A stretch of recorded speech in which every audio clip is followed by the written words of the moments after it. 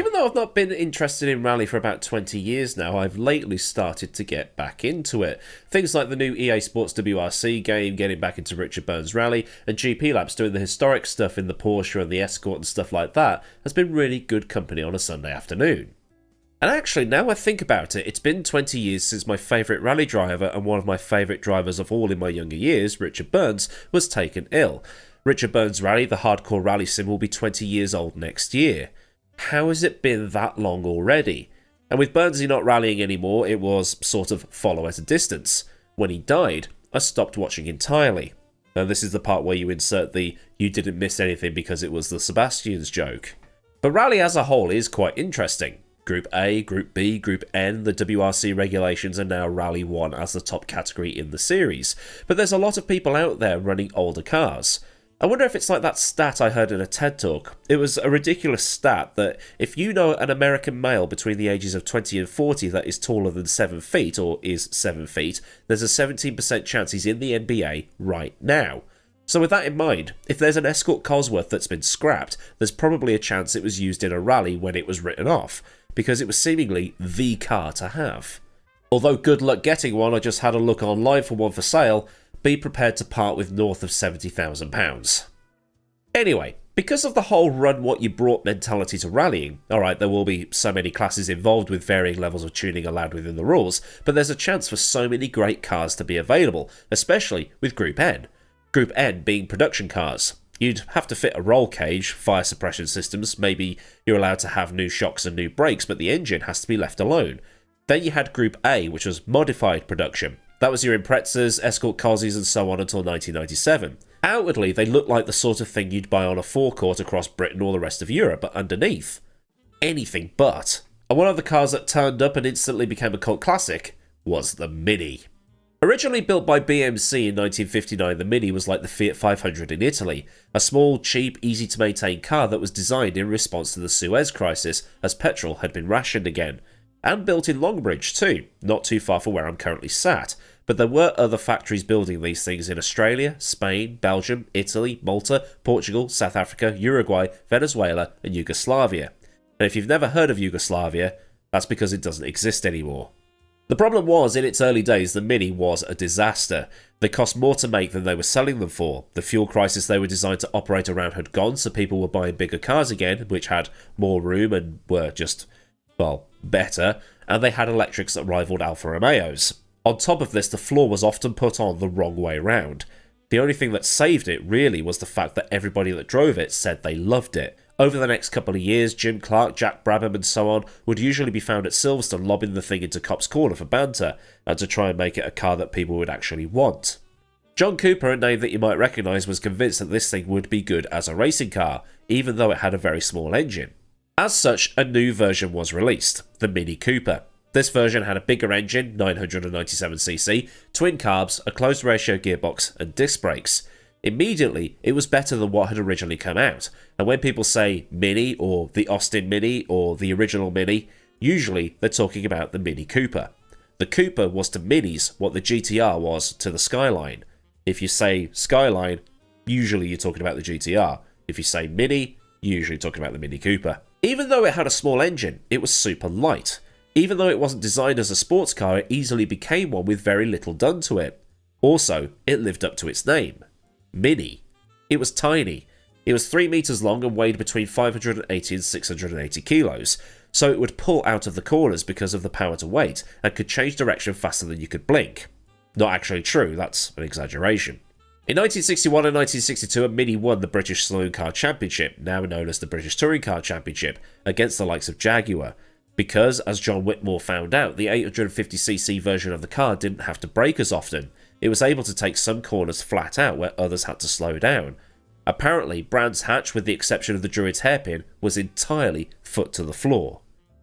To add to all of this, it was a cheap car to buy and to run. Steve Neal, father of Matt and the founder of Team Dynamics, the Honda team in the British Touring Car Championship, figured out that the best way to run this thing was to just drop it onto the bump stops and just run it as it came. So if it was that good around a circuit, how good was it going to be on a rally stage? Because what they'd also found out was this Mini could take corners faster with more G or more cornering force than a Formula 1 car of the time.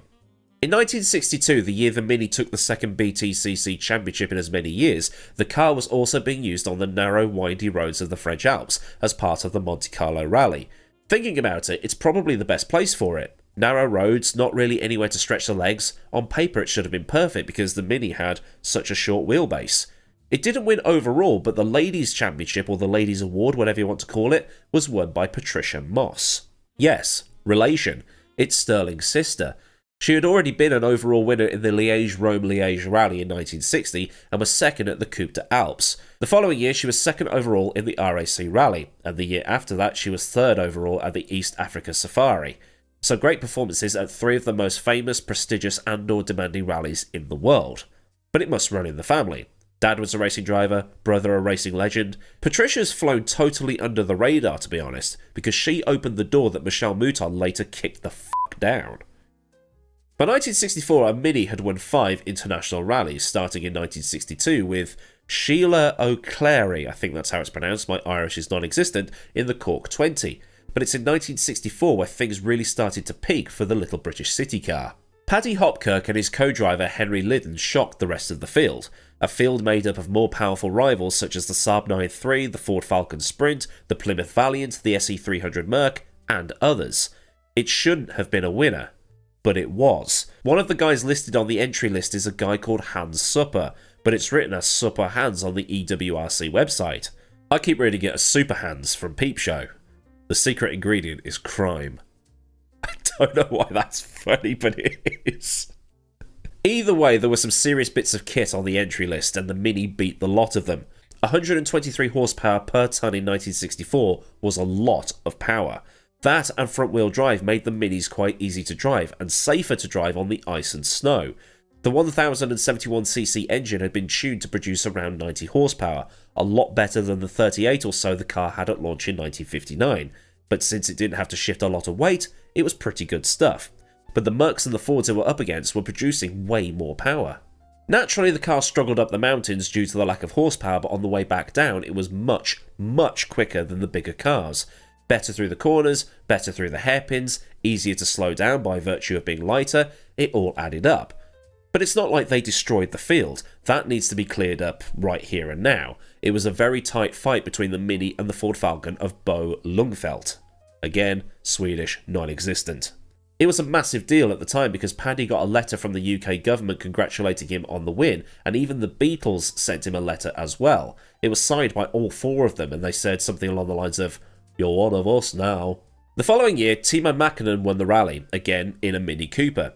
He'd also win the 1000 Lakes Rally in Finland, and as far as I can tell, no, he's no relation to Tommy, although he is listed as one of the original Flying Finns. Mäkinen was a lot more skilled than the other drivers, managing to make it through the whole rally without a single penalty point against him. It also snowed pretty badly that year, with the conditions on the roads being pretty treacherous, but Mäkinen managed to win, with the danger amplified by the ACM keeping the second night stage through the Alps on the schedule. The following year, 1966, was a big year for motorsport. Jack Brabham is going to win the Formula 1 World Championship in a car that has his own name on it. Formula 1 also goes to the 3.5 litre formula, and Ford and Ferrari are going to kick 7 colours out of each other at Le Mans. But at Monte Carlo, controversy. The so-called Three Musketeers were back. Hopkirk, Mäkinen, and a third driver called Rauno Aaltonen, all 3 in Minis that now had even bigger engines, knocking on the door of 1.3 litres, but power levels I can't find. The officials were already being messed around because these Minis were turning up with multiple engine configurations, so they all needed sorting into their own classes for the rally. So after 1965, the rules were changed so that the cars all had to be showroom spec. Seeing this, the cars had to be changed to meet the homologation requirements. Several parts on the cars were changed, including but not limited to the wheels, drive shaft, carburetors, and oil coolers. Because if the French were going to try and mess around the rules to try and stop the Minis from winning, Mini would just comply with the rules by making their rally car a road legal one. An early homologation special, if you will, but before Lancia did their rule bend with the Stratos. The cars were packaged up and driven down to the south of France. Well, I say the south of France, but the Alps close to Monte Carlo. And then the Minis went on to destroy the entire field, finishing first, second, and third. Much to the annoyance of the ACM, but to the delight of motorsport fans everywhere. The Minis had really captured public imagination. It was practical and sporty, but it wasn't sporty by design.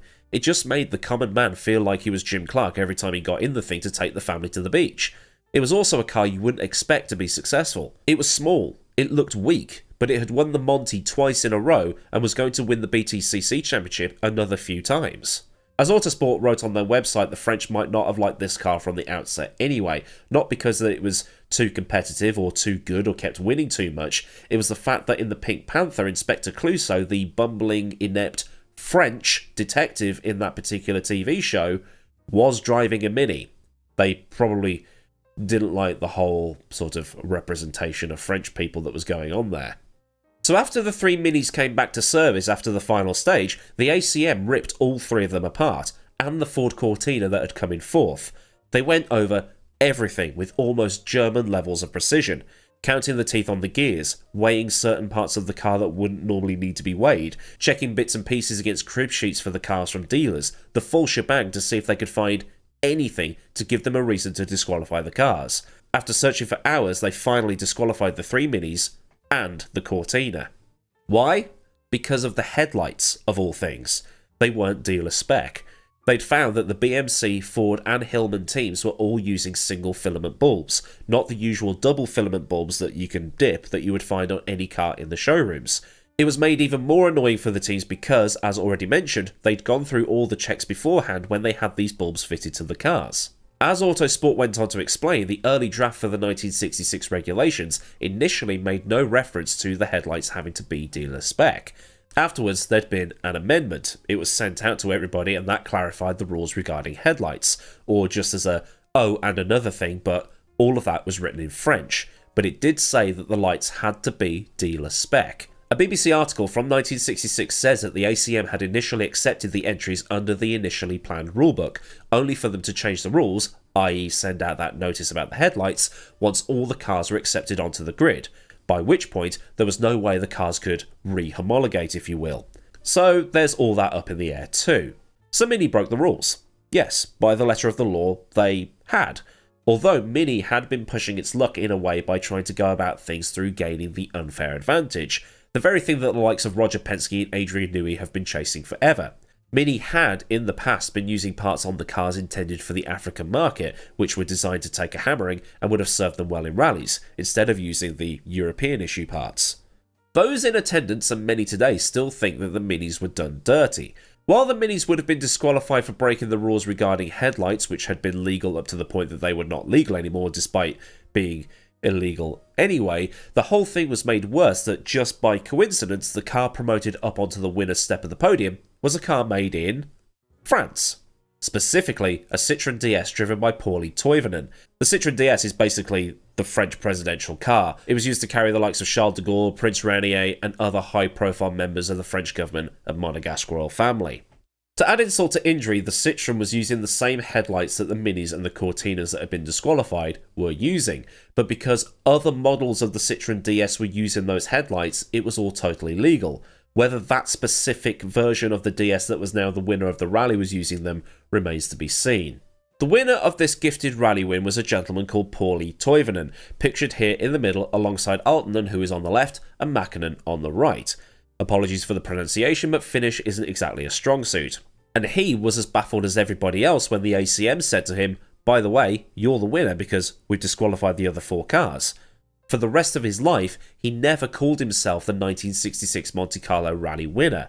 In his mind, the only winner in the Toivonen family that won the Monte was when his son Henry won it in 1986, after which he said that the Toivonen name had been cleared. BMC had considered not bothering to turn up to the 1967 Monte in protest. Prince Rainier had also refused to hand out the winner's trophy to Toivonen in anger at what had happened as well, leaving just after the disqualifications were handed out. BMC also protested the decision, but it was later upheld. Toivonen, meanwhile, never drove for Citroën again. In 1967, BMC did come back, and Aaltonen won the rally with Henry Lydon alongside him. In 1968, their final Monte Carlo, Aaltonen, Hopkirk and Tony Fall would be 3rd, 4th and 5th. I think the reason for them not coming back after that was because the Mini was now in the hands of British Leyland, rather than the British Motor Company. The original Mini continued to be sold up until the year 2000. One of the final Minis to leave the production line was bought by Richard Hammond to be used as part of the Top Gear India special. Today, enthusiasts still operate the old Minis, and BMW relaunched the brand in the early 2000s, as BMW had bought Rover and acquired the IP for it.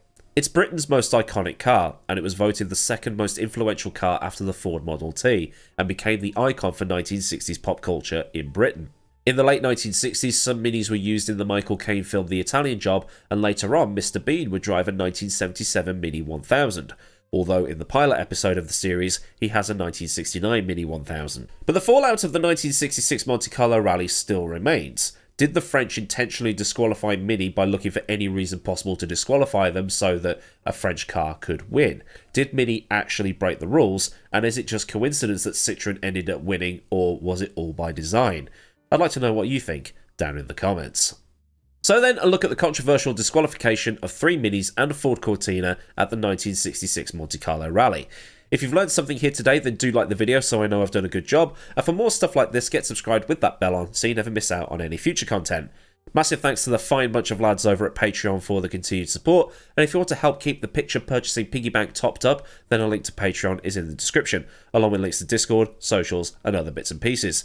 Well, there's super thanks there too if you want to do a one and done tip. So until next time, I've been Millward, have a great day wherever you are, and I'll see you all again soon for another video. Goodbye.